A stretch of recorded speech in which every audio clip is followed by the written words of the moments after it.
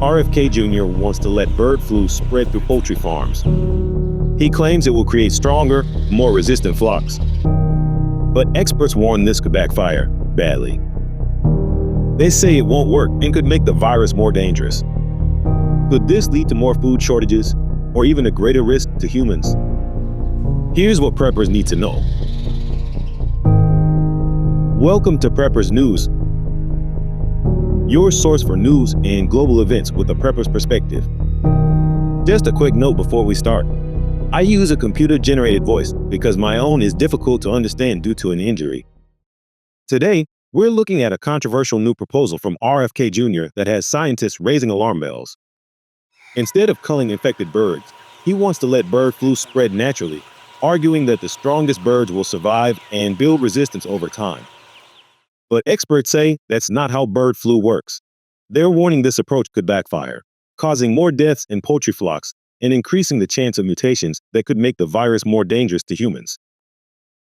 Robert F. Kennedy Jr., now serving as Health and Human Services Secretary, has put forward a controversial approach to dealing with the ongoing bird flu outbreak.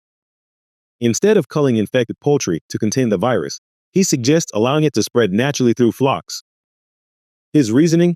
He believes that by letting the virus run its course, only the strongest, most resistant birds will survive, leading to future generations of poultry with natural immunity. This method, in theory, would reduce the need for mass cullings and protect the industry in the long run. RFK Jr. has positioned this idea as a way to build resilience in poultry stocks without relying on large-scale government intervention. He argues that current methods, widespread culling and strict biosecurity measures, aren't sustainable and could be causing more harm than good. However, this proposal has sparked immediate concern from experts who say it's based on a flawed understanding of how bird flu actually works.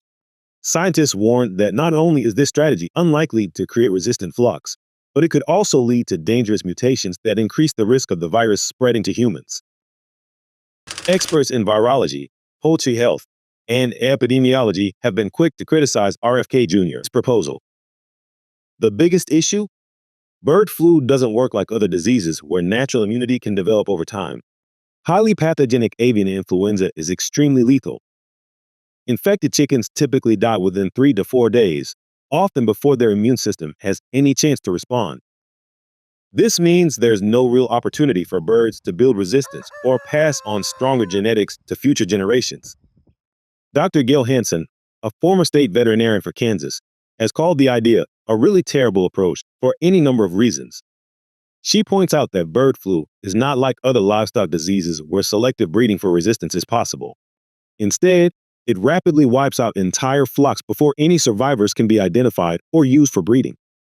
Beyond its impact on poultry, virologists warn that allowing the virus to spread unchecked increases the risk of mutations. Bird flu has already demonstrated the ability to infect mammals, and every new infection gives the virus more chances to adapt. Some experts fear that if the wrong mutation occurs, the virus could become more capable of spreading to humans, potentially triggering a larger public health threat. Instead of reducing reliance on culling, experts argue that RFK Jr.'s approach could do the exact opposite, forcing even more emergency cullings if outbreaks spiral out of control. That could devastate the poultry industry and drive food prices even higher. The bird flu outbreak has already put significant strain on the food supply. Over 166 million birds have been culled so far, leading to major disruptions in poultry and egg production. If RFK Jr.'s proposal goes forward, the situation could become even worse. Allowing the virus to spread naturally could wipe out even more poultry than current culling efforts. With no effective resistance in birds, entire flocks would still die, but in a more unpredictable and uncontrolled way. This could force producers to shut down operations, causing severe shortages in chicken meat and eggs. Eggs prices have become very high, and although wholesale prices have recently dropped, consumers could see even sharper increases if bird flu spreads more. Chicken, a staple protein for many families, may follow the same pattern. Another concern is the impact on small-scale and backyard poultry owners. Many preppers rely on their own flocks for eggs and meat. If bird flu spreads unchecked, it could become much harder to protect home-raised poultry. Without proper biosecurity, even isolated flocks could be at risk, making self-sufficiency more challenging. Beyond just poultry, the economic impact could ripple across the entire food industry. With fewer birds available, companies that rely on eggs and chicken, such as bakeries, restaurants, and food processors, could face higher costs. That could lead to price increases in a wide range of food products, not just chicken and eggs. For those of us in the preparedness community, this situation highlights the need to stay ahead of food supply disruptions. Whether RFK Jr.'s proposal moves forward or not, bird flu remains a growing problem that could impact availability and pricing of key food items. One of the first steps is to assess and diversify food storage. If poultry and eggs become harder to find or more expensive, having alternative protein sources is essential.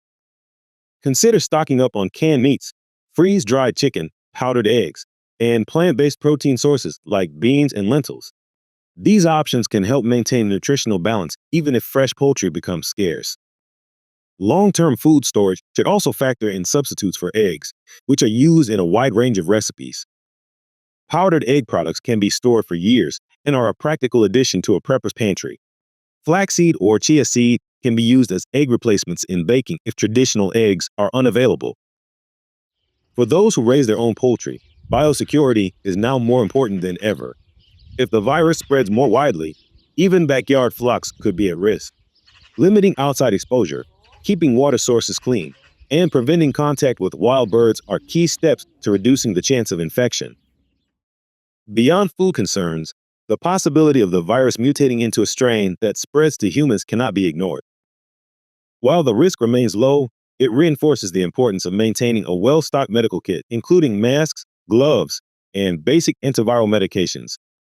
Monitoring updates on the outbreak and staying informed on any developments will be crucial in the months ahead.